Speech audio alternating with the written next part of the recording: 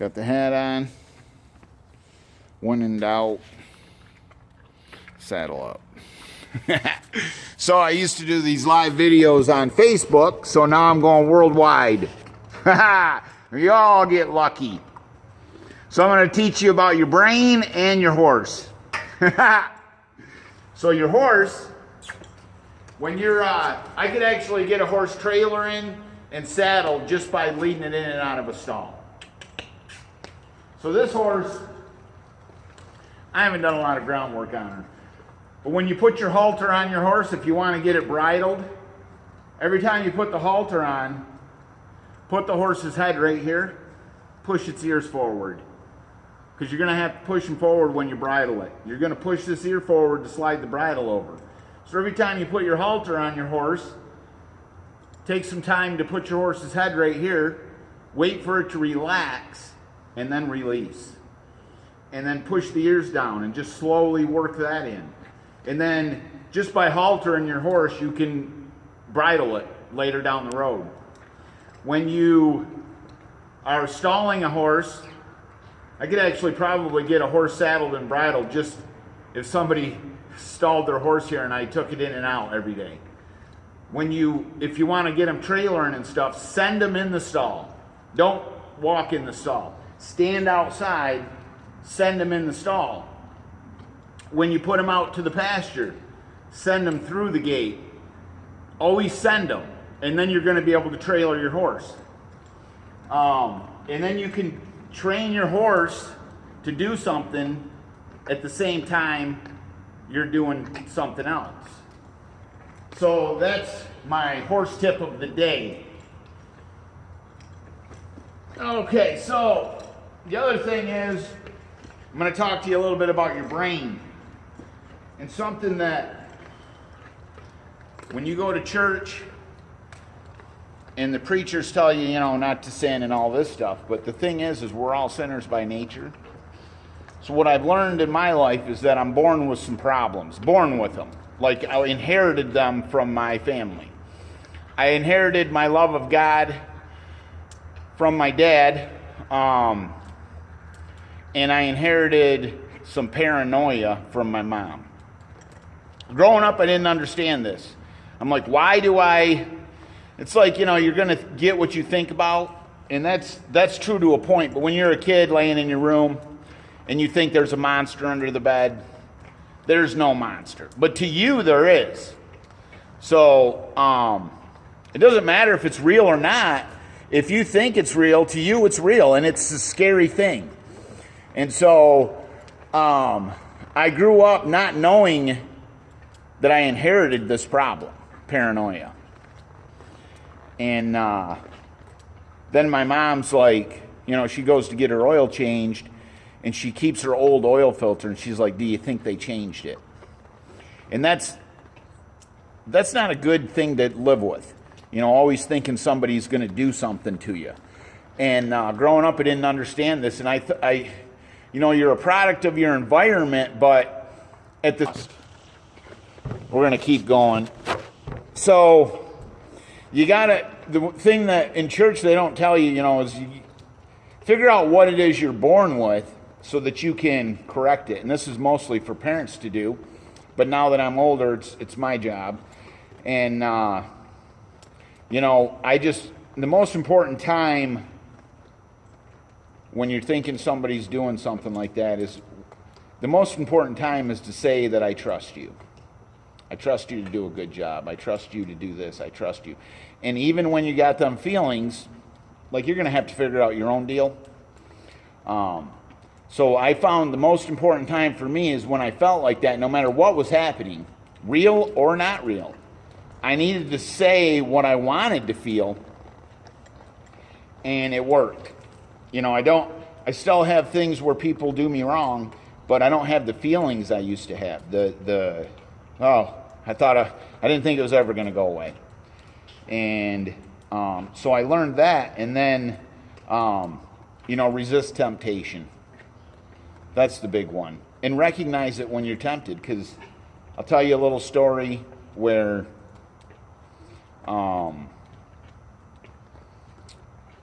I had a friend of mine had a girlfriend, and I went over there, and he's like, blah, blah, blah, blah. And I'm like, I knew that there was no way I could go over to his house when he wasn't there.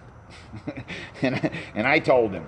And so you got to recognize your temptation, because I don't want to, but I want to be good to my friends. And if there's a temptation there, like that instance where I knew that I couldn't resist the temptation if I was alone with her.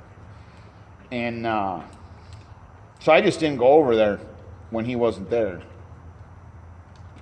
And because I knew better. And that's what you got to recognize is, can you resist the temptation? And if you can't, run from it. Get out of there. So recognize the temptation.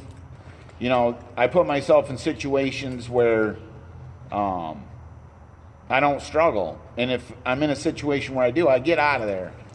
And so trust, love, peace. Now let's ride. You ready to ride? We're going to do some riding.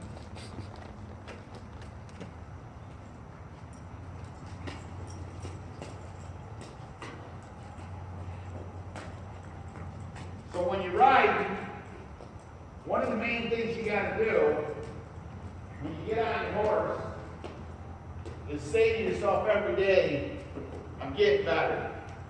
I'm getting better. I'm getting better. My horse is getting better. You gotta get your mind believing in yourself. You gotta believe in your horse. Nobody else is gonna do it for you. You gotta do it. Nobody else is riding my horse. Nobody else is thinking for me. Try. I really don't know if this thing's working, but we're just going to keep going. I always go by the Bible verses. People say it's hard to understand. How much time did you spend studying it? None. So that's why it's going to be hard to understand, because you didn't spend no time studying. So one of the things in the Bible that's the most important that I didn't realize, guard your thoughts. Because they are the true meaning of life. Your life is going to go by your thoughts. So you got to guard them. You know, some of you guys might just need to stand guard with you know, some of you guys might just have to stand guard in your thoughts with just your hands. But some of you might need some heavy artillery. Like a tank. Some machine guns. You got to guard your thoughts. Get some heavy artillery out. The other one is, if you don't have understanding, pray for it and it'll be given to you. And I can tell you, I prayed for my understanding for many years before I got it. I didn't understand that problem I was born with. I didn't know. That's what I want to do. I ain't got it all figured out. I got some answers to a lot of questions growing up. And, yeah.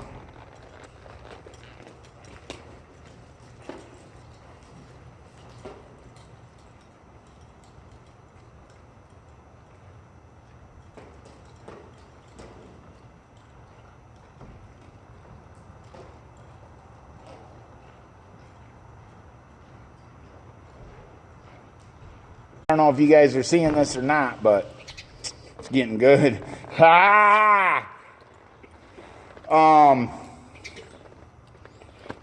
gotta wear the hat.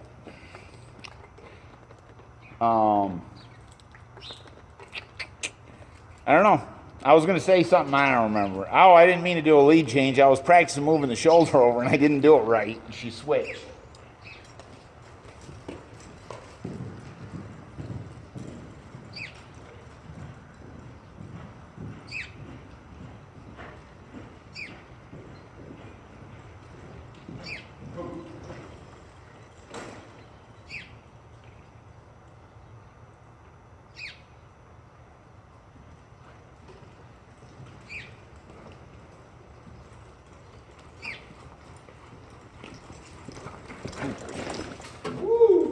getting them stops deep.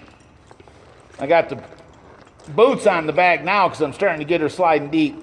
But now that I'm worldwide, for those of you who don't know, I've only been riding for about 5, 6, 7 years. If you count walking around on a horse, probably 7, 8 years. If you count actually riding, 2 or 3. So, I'm starting to get my horse to stop a little deeper, so I put the boots on the back because she stopped with a flat back, and I didn't really need them, but now she's starting to, she stopped deep right there.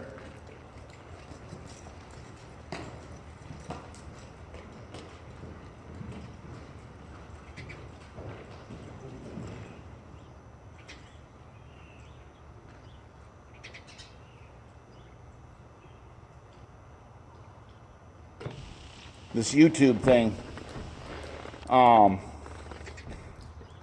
it's weak.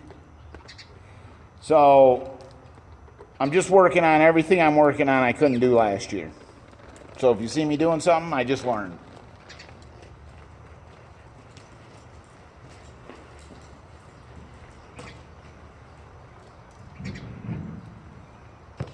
And then they get it rode and win. Yeah, it's timing. 3 days, 3 years, it don't matter. They do the same thing, whether they've been rode before or not. That's why they can do it in 3 days.